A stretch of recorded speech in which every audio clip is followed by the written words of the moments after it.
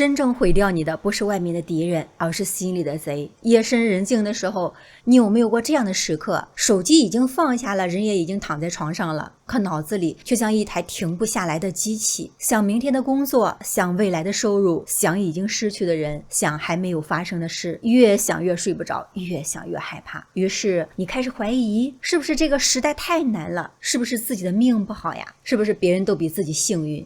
可如果我告訴你，真正困住你的從來不是這個世界，而是你自己的心。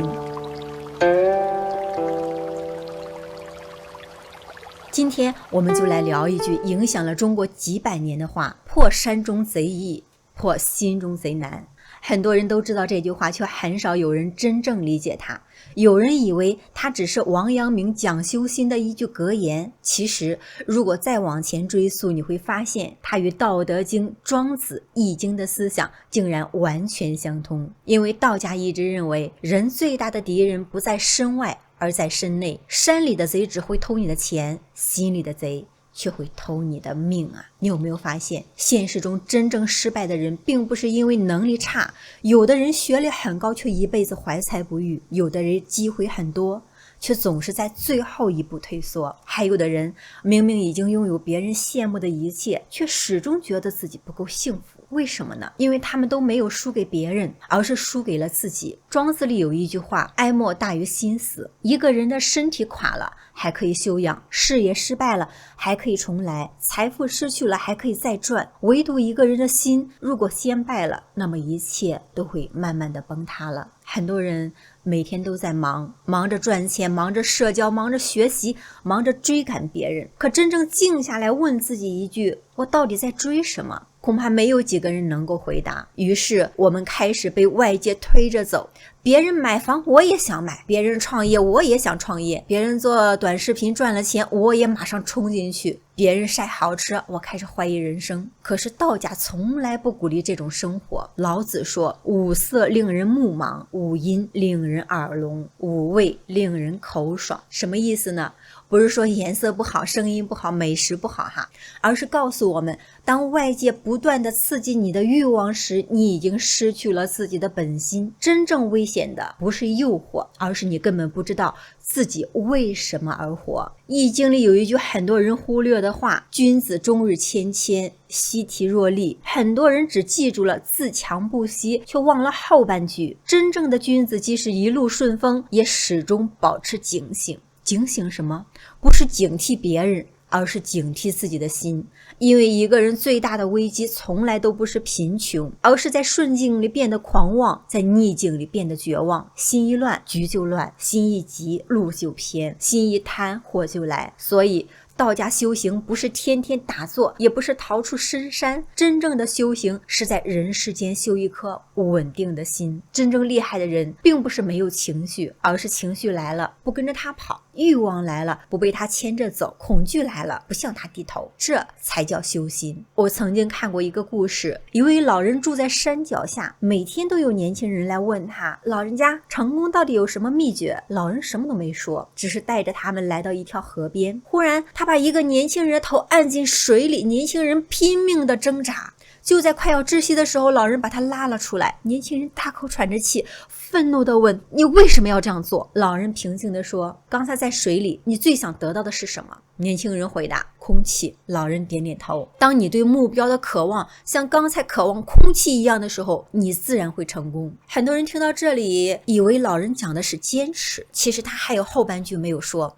如果一個人連自己的心都控制不了，今天想賺錢，明天想躺平，後天呢又想創業，大後天又開始抱怨環境，那麼他這一生最大的敵人不是別人，而是自己不斷變化的念頭，這就是心賊。所以道家一直強調一句話：心若不動，風又奈何呢？真正的高手不是戰勝千軍萬馬，而是能夠在萬千的誘惑之中守住自己的節奏。別人報復的時候他不眼紅，別人失敗的時候他不嘲笑，別人誇獎的時候他不迷失，別人否定的時候他不懷疑。因為他知道一個人的命運不是由外界決定的，而是由自己的心決定的。人生就像一面湖，風來了，湖面會起波瀾，石頭落下也會激起漣漪，但真正決定湖水是否清澈，從來不是風，而是湖底有沒有泥沙。同樣，一個人真正需要戰勝的，也不是這個複雜的世界，而是自己心裡的那片渾濁。所以今天，請記住這句話：真正毀掉一個人的，從來不是貧窮，不是失敗，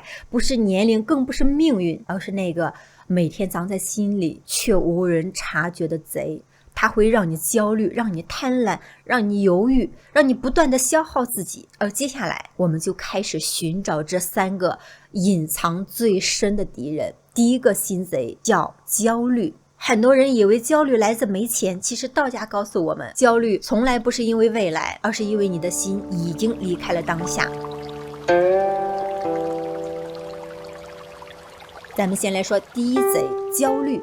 如果要問這個時代最可怕的病是什麼，很多人會說是貧窮，是失業，是競爭。可道家會告訴你，都不是。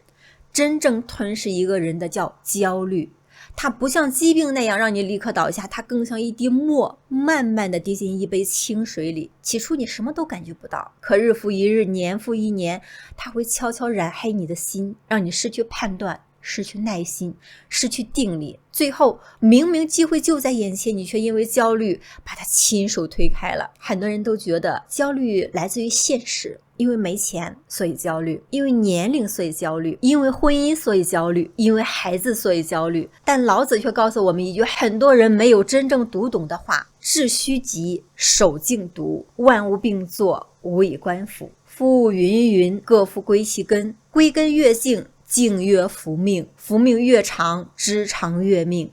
這裡面藏着道家修心最核心的秘密。什麼叫歸根越靜？不是讓你什麼都不做哈，更不是躲進深山與世隔絕，而是告訴你，人的心本來就是安靜的，只是後來被慾望拉走了，被恐懼拉走了，被比較拉走了，於是靜沒有了，焦慮就來了。莊子曾經講過一個耐人尋味的故事。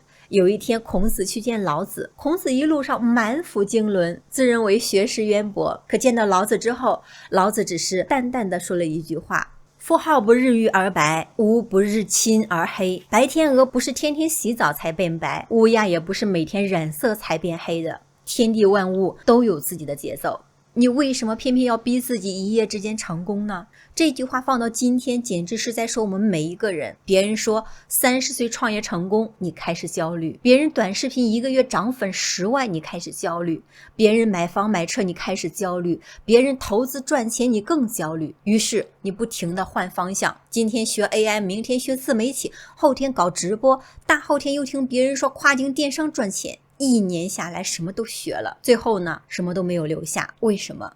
因為你的腳一直在路上，你的心卻一直在別人那裡。我認識一位做生意的老闆，年輕的時候他特別喜歡跟風，房地產火他去做房地產，電商火他去做電商，直播火他又開始直播，每一次都比別人晚了一步，每一次都投入全部的身家，每一次都失敗了。後來他遇見一位修道幾十年的老人，老人什麼都沒問，只是給他倒了一杯茶，然後一直往裡面倒，茶滿了，水溢出來了，老闆急忙說：哎，滿了，別倒了。老人笑着說：你的心也是這樣的，裝滿了別人的成功，就裝不下自己的道路。那一刻他才真正明白，原來焦慮不是因為世界太快，而是因為自己總想走別人的路。莊子裡面還有一個更著名的故事，周莊夢蝶。有一天，莊子夢見自己變成了一隻蝴蝶，自由自在，無拘無束。醒來以後，他突然開始懷疑，到底是莊周夢見了蝴蝶，還是蝴蝶夢見了莊周呢？很多人覺得這只是一個關於哲學的問題，其實它更像是在提醒我們，很多煩惱本來就是自己創造出來的。我們每天擔心未來，可未来還沒有來；我們每天後悔過去，可過去早已回不去。於是一個不存在的未來加上一個已經消失的過去，共同偷走了唯一真實的現在。這就是焦慮最大的騙局。焦慮從來不活在當下，它永遠活在想象裡。道德經說：重為輕根，靜為躁君。這句話我越來越覺得是寫給今天這個時代的。今天的人不是沒有能力，而是太急。今天刷到別人賺錢，明天就想複製；今天學了一點知識，後天就想成為大師；今天剛剛開始創業，1個星期沒有結果，就開始懷疑人生了。可是你有沒有發現，竹子在前4年幾乎不長，它所有的力量都在地下生根，第5年卻能在短短幾十天的時間裡長到10幾米。很多人只看見了第5年的高度，卻沒有看見前4年的沉默。真正的成長從來都是靜悄悄完成的，真正的大樹根一定扎得很深，真正的大海表面一定很平靜，真正厲害的人也是如此。別人看到的是他後來的一鸣驚人，只有他自己知道，那是無數個無人問津的夜晚慢慢熬出來的。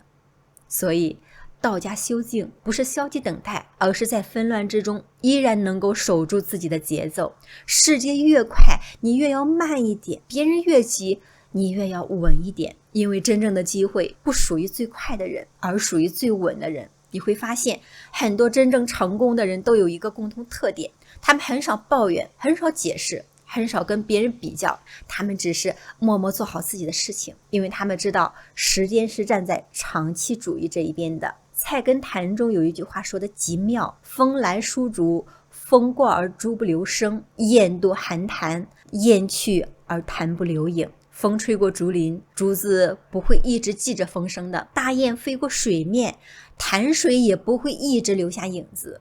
真正有智慧的人也是這樣，事情來了認真面對，事情過去了不再反復的去拒絕，不為昨天懊惱，不為明天恐懼，心呢始終安住於當下。所以道家認為，破除焦慮不是去尋找一個沒有壓力的人，而是練成一顆不會輕易被壓力帶走的心。當你的心越來越靜，外面的世界並不会立刻改变，但你看世界的眼光會改变。以前覺得是災難的事情，現在只是經歷；以前覺得邁不過去的坎兒，現在只是台階；以前覺得非得到不可的東西，現在也能一笑置之了。因為你終於明白，人生最大的靠山不是財富，不是關係，不是機會，而是一顆安靜而堅定的心。而當焦慮這第一隻心賊被降服之後，第二隻隱藏得更深，也更容易讓人迷失一生的心賊就會慢慢的浮現，它的名字叫做慾望。很多人一輩子都在追求更多，卻不知道真正讓人貧窮的從來不是擁有的太少，而是想要的太多。二賊，慾望。如果說焦慮是一团火，那麼慾望就是不斷的往火裡邊添柴的人。它不會一下子毀掉你，它會讓你覺得只要再多一點我就會幸福，再多賺一點錢，再買大一點的房子，再換更好的車，再擁有更多的粉絲，再得到更多人的認可。可是你有沒有發現，這個再字永遠沒有盡頭。今天你想要1萬，明天就想要10萬，有了10萬又開始羨慕100萬，等擁有100萬又開始羨慕別人1個億，人生就這樣掉進了一個永遠填不滿的黑洞。老子早就看透了這一切，所以《道德經》裡有一句被後世稱為治心第一法則：惑莫大於不知足，咎莫大於欲得，故知足之足，常足。很多人讀這句話以為老子是在勸人不要奮鬥，其實恰恰相反，老子從來沒有反对追求，他反對的是被欲望追着跑。這是2種完全不同的人生，一個人駕馭欲望，一個人被欲望駕馭，前者越來越自由，後者越來越痛苦。莊子裡講過一個意味深長的故事，有一個獵人走進深山裡捕猴，他沒有布置複雜的陷阱，只是拿來一個細口的陶罐，在裡面放滿了香甜的果子。猴子聞到了香味，把手伸進去，一把抓住了果子。可是因为拳头握緊了，他怎麼也抽不出來。其實只要鬆開手，他立刻就能獲得自由。可是猴子捨不得呀。最後獵人輕輕地走過來，就把他抓住了。很多人聽完都會笑猴子愚蠢，可如果認真想想，我們何嘗又不是那只猴子呢？有人抓住的是財富，有人抓住的是感情，有人抓住的是面子，有人抓住的是身份，有人抓住的是過去，有人抓住的是執念。明明放下就能輕鬆，卻偏偏死死抓住不放。最後不是世界困住了我們，而是自己的手困住了自己。這就是欲望最大的陷阱。佛家講執着，道家講有無。老子說，將欲取天下而為之，吾見其不得已。天下神器，不可為也，不可執也。智者失之，為者敗之。這一段很多人只看懂了政治，其實他講的是人生。真正屬於你的東西不需要拼命去抓，真正不屬於你的東西，你抓得越緊，失去的越快。你有沒有這樣的經歷？越害怕失去一個人，最後越容易失去。越急着賺錢，越容易被騙；越想證明自己，越容易被別人左右。為什麼呢？因為你的心已經亂了。當一個人開始害怕失去的時候，他就已經輸了，因為他的命運已經交到了別人的手裡。我曾經聽過一個真實的故事，有一位老人經營着一家不起眼的小茶館，幾十年過去了，周圍高樓林立，商場越來越多，很多人都勸他把茶館賣掉，有人甚至開出了幾千萬的價格。老人只是笑了笑，他說了一句話：錢夠花就行了，茶馆賣了，我還能去哪兒喝着一輩子的風呢？年輕人都覺得他傻，放着這麼多的錢不要。可十幾年之後，那些拿着巨款去投資的人，有的人賠光了，有的人破產了，有的家庭四分五裂，而老人依然每天坐在门口，燒着一壺水，泡一壺茶，看四季更替，看落葉飄零。很多人到了晚年才明白，人生真正值錢的不是賬戶上的数字，而是你有没有一顆不会因为外物而动摇的心。老子说，知足者富。这四個字不是說有錢的人財富，而是知道什麼叫夠的人才是真正的富人。列子裡還有一個故事更值得今天的人深思。有一個農夫非常羨慕鄰居家的牛，覺得自己的牛太瘦了，於是每天拼命的餵草、餵糧食、餵各種補品。結果沒多久，那頭牛居然倒下了。為什麼呀？因為牛真正需要的不是無限的增加，而是順應自然。今天的人也是一樣的。我們總覺得讀更多的書就一定成功，學更多的課程就一定賺錢，認識更多的人就一定有資源，擁有更多的東西就一定快樂。可現實卻告訴我們，很多人東西越來越多，時間越來越少，朋友越來越多，知己越來越少，房子越來越大，笑容越來越少，手機越來越智能，內心卻越來越空。為什麼？因為慾望從來不會告訴你什麼時候應該停，它只會一直告訴你還不夠。易經裡有一句話，滿招損，謙受益。天地運行有一個永恆的規律，月滿則虧，水滿則溢，樹高招風，花開易謝。任何事情一旦走到了極致，就會開始反轉，人生也是如此。當財富超過了德行，就容易招來災禍；當能力超過了心性，就容易迷失方向；當名氣超過了修養，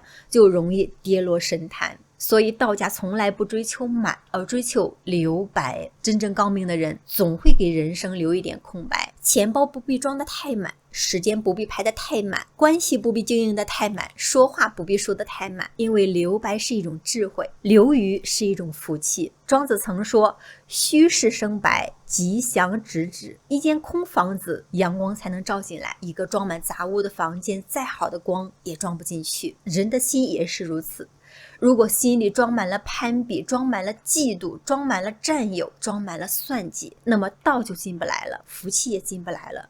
所以道家的修行不是不斷的往心裡加東西，而是不斷的把多餘的東西減掉，減掉貪念，減掉執念，減掉虛榮，減掉比較，直到最後你會發現，真正輕鬆的人生不是因為擁有了一切，而是因為不再需要擁有一切。所以道家說，捨不是失去，捨是為了讓真正屬於你的東西有機會走進來。放下一段消耗你的關係，不是失去，而是給未來的善緣騰出位置。放下一個錯誤的方向，不是失敗，而是讓正確的道路出現。放下無休止的慾望，不是貧窮，而是真正開始富足。因為一個杯子裡裝滿了渾水，再好的甘泉也倒不進去，而一個空杯才能接納天地萬物。當你學會了捨，慾望這隻心賊就再也控制不了你了。然後還有最後一隻心賊，它不像焦慮那樣喧鬧，也不像慾望那樣張揚，它總是悄無聲息的出現，卻偷走了無數人的一生。它的名字叫猶豫。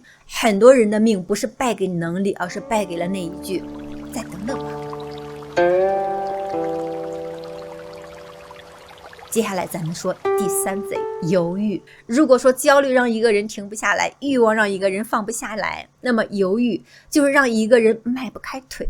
很多人這一生不是不知道，而是知道的太多，做的太少。想創業怕失敗，想辭職怕沒有收入，想拍視頻怕沒人看，想學習怕學了沒用，想改變怕改變之後更糟。於是1年過去了，5年過去了，10年過去了，生活還是那個生活，自己還是那個自己。人生最大的遺憾不是失敗，而是你本可以。道德經裡有一句話，千里之行，始於足下。很多人把它當成了一句勵志的名言，可真正理解之后，你會發現它講的是修心。為什麼不是終於千里？為什麼偏偏是始於足下？因為道家知道，人最大的障礙從來不是終點太遠，而是第一步遲遲邁不出去。你有沒有發現，一個人越聰明，有時候越容易猶豫，因為他總想找到最好的機会、最好的方向、最好的時機、最完美的準備。可现实却是，世界上从来没有最好的时机，只有已经開始的人。很多人站在岸邊研究了一輩子的游泳，卻始終沒有下過一次水，而真正會游泳的人都是嗆過水的人。莊子裡曾講過一句非常深刻的話，吾生也有涯，而知也無涯，已有涯雖無涯，殆矣。人的生命有限，知識卻無限。如果一輩子都在等自己學夠了、準備好了、萬事俱備了再開始，那麼生命已經過去了。今天這個時代最大的錯覺就是我再學一點就可以開始了。於是一個課程接一個課程，一本書接一本書，一個老師接一個老師，收藏了1000個視頻，保存了10000個筆記，可真正實踐過的卻寥寥無幾。這不是學習，這是另一種逃避。很多人不是害怕失敗，而是害怕行動以後發現自己沒有想象中那麼優秀，所以他們寧願一直準備，因為只要沒有開始，就還有幻想，一旦開始就必須面對真實。王陽明說，知而不行，只是未知。這8個字看似簡單，卻幾乎可以擊中所有人的內心。你知道熬夜不好，可是每天熬到凌晨。你知道運動重要，可是總說下周再開始。你知道讀書有用，可是刷短視頻一刷就是3個小時。你知道抱怨沒有意義，可是每天還是抱怨環境。那麼這算知道嗎？王陽明說不算的。真正的知道一定會改變你的行為，如果行為沒有改變，所謂的知道不過是知識，不是智慧。智慧一定會落到行動上。所以道家講道，從來不是讓你研究道，而是讓你活成道。易經乾卦第1爻寫道，潛龍勿用。很多人誤以為這是叫人一直隱藏自己，其實不是。潛龍不是躺平，而是在蓄積力量。真正危險的是另一種人，既沒有潛龍的積累，又沒有飛龍的行動，每天幻想着一飛沖天，卻連翅膀都沒有長出來。所以易經64卦，每一卦都告訴我們一個規律，時機更重要，但更重要的是當時機來了，你敢不敢動？因為機會從來不会一直等你的。易经還有一句話，窮則變，變則通，通則久。很多人卡在人生的低谷，不是因為沒有路，而是因為不敢變。歷史上有一個人最能說明這一點，他就是韓信。年輕的時候，韓信窮困潦倒，甚至受過胯下之辱，很多人都覺得哎呀，他這一輩子完了。可是韓信沒有，他沒有因為一時的羞辱就放棄未來。後來劉邦敗將，韓信抓住了機會，從一個默默无聞的人成為改變天下格局的大將。如果韓信當年一直沉浸在屈辱裡，一直猶豫，一直等待，歷史上就不會有兵仙韓信。所以一個人的命運不是某一次機會決定的，而是當機会到來時，你有沒有能力，也有没有勇氣邁出那一步。我曾見過2位做自媒體的人，他們幾乎是同一天開始學習。第一個人每天都在研究標題怎麼寫，封面怎麼設計，算法怎麼推薦，剪輯軟件哪個好，設備是不是要升級呀？他說等我準備好了我再開始。第二個人沒有那麼多想法，第一天拍得很差，第2天還是拍，第3天繼續拍，第1個月沒人看，繼續拍，半年以後，第2個人已經做了200多個視頻了，而第1個人還在收藏教程。幾年後2個人再次見面，一個已經靠內容改變了人生，另一個還在問現在做還來得及嗎？你發現了嗎？人與人之間真正的差距不是智商，不是資源，而是一個人在行動，另一個人在等待。等待本身沒有錯，可如果等待变成了一種習慣，它會慢慢偷走你所有的可能。莊子說，人生天地之間，若白駒過隙，忽然而已。人生其實很短，短到你以為還有很多時間可以轉眼，青春已經過去了，短到你總覺得明天開始也不晚。可一轉眼10年已經過去了。很多人晚年最後悔的一句話不是我失敗了，而是如果當年我勇敢一點就好了，如果當年我開始創業，如果當年我向喜歡的人表白，如果當年我堅持拍視頻，如果当年我沒有放棄夢想，可惜人生沒有如果。真正改變命運的人從來不是那些最聰明的人，而是那些敢於開始的人。所以道家一直強調事上練，真正的修行不是在山裡，而是在生活裡，不是坐在那裡想，而是走出去做。你只有经歷失敗才能真正理解成功，你只有经歷挫折才能真正擁有智慧，你只有一步步走才能知道哪条路通向遠方。很多人总想着等準備好了再行动，真正的高手却知道行动才是最好的準備。因为道不会因为你懂得更多而靠近你，道只会因为你真正去践行而慢慢显现。所以第三只心贼不是愚蠢，不是无知，而是猶豫。它讓你永遠停留在想的世界，卻始終走不到成的彼岸。當你降服了焦慮，你便擁有了定力；當你降服了慾望，你便擁有了清明；當你降服了猶豫，你便擁有了行動。而當這三只心賊全部離開之後，一個真正的修行者也終於迎來了人生最重要的一次蛻變。因為道家真正要告訴我們的，從來不是如何成功，而是如何成為那個能夠承載成功的人。三賊解破，萬事可成。真正的改命從修行開始。很多人這一輩子都在問同一個問題：為什麼有的人命越來越好？有人說因為運氣，有人說因為貴人，有人說因為風水，還有人說因為八字。這些有沒有影響？有，但道家始終認為這些都只是事，真正決定一個人命運的是心。道德經開篇第一句話就告訴我們：道可道非常道，名可名非常名。很多人以為老子講的是天地大道，其實對於一個普通人來說，這句話還有另一層的意思。真正改變命運的規律從來不是外面的方法，而是內在的狀態。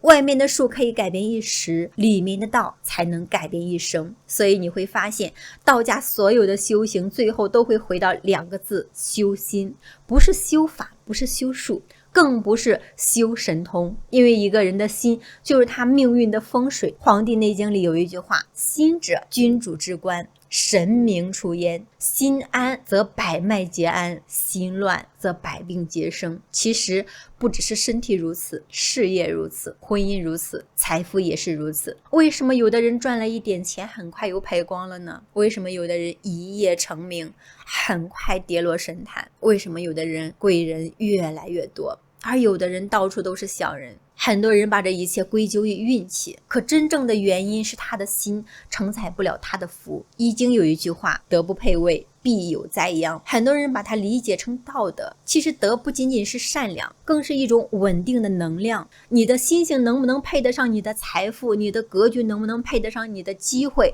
你的定力能不能配得上你的成功？如果不能，即使給你再大的福報，最後也會慢慢的流失。所以道家一直認為，不是命運不給你，而是你的心還裝不下。為什麼易經64卦第一卦是乾卦呢？乾不只是天，更代表一個人不斷成長的過程。而乾卦93爻有一句話：君子終日潛潛，悌體若厲，無咎。真正厲害的人不會因為一點成績就開始驕傲，也不會因為一點失敗就開始懷疑人生。他們每天都在修正自己，每天都在戰勝昨天的自己。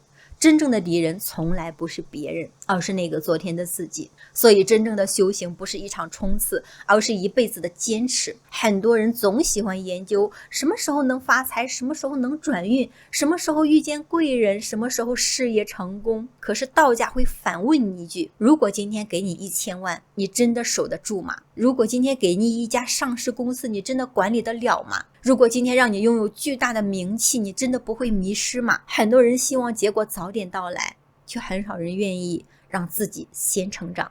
於是福報來了接不住，機會來了抓不牢，貴人來了留不住，最後又開始抱怨命運不公。其實不是命不好，而是修行還不夠。莊子說：智人無己，神人無功，聖人無名。真正的大人物都有一個共同的特點，他們越來越成功，卻越來越低調；越來越富有，卻越來越謙遜；越來越強大，卻越來越柔和。為什麼？因為真正的高手都知道，樹越高，根必須越深；樓越高，地基必須越穩；福越大，心必須躍進，否則再大的成功也只是曇花一現。你看柱子越高越低頭，你看江海因為處於最低處，所以百川歸之。老子說，江海所以能成為百谷王者，以其善下也。真正的大道不是爭，而是容；不是搶，而是順；不是硬，而是柔。回到我們今天開頭那句話，破山中賊易，破心中賊難。為什麼難？因為山裡的賊你看得見，心裡的賊你是看不見的。焦慮不會敲門，它會偽裝成責任，讓你覺得不擔心就是不上進。慾望不會說自己是慾望，它會偽裝成夢想，讓你覺得永遠不滿足才叫努力。猶豫更不會承認自己是懦弱，它會偽裝成謹慎，讓你覺得再等等就是成熟。於是我們一生都在和這些假朋友生活在一起，最後他们一点一点偷走了我们的生命。所以真正的修行就是不断的识破他们。当焦慮生氣的時候，你知道這是心在離開當下，於是你學會了靜。當慾望生氣的時候，你知道這是貪念在控制自己，於是你學會了捨。當猶豫生氣的時候，你知道這是恐懼在尋找借口，於是你學會了行。這就是修心。很多人覺得道家講的是出世，其實道家真正高明的地方在於身在紅塵，心在大道，不是離開世界，而是不被世界綁架。你依然賺錢，但錢不再控制你；你依然奮鬥，但成功不再定義你；你依然擁有家庭，但關係不再成為你的枷鎖；你依然面對困難，但困難不再擊垮你的內心。到了那個時候，你會發現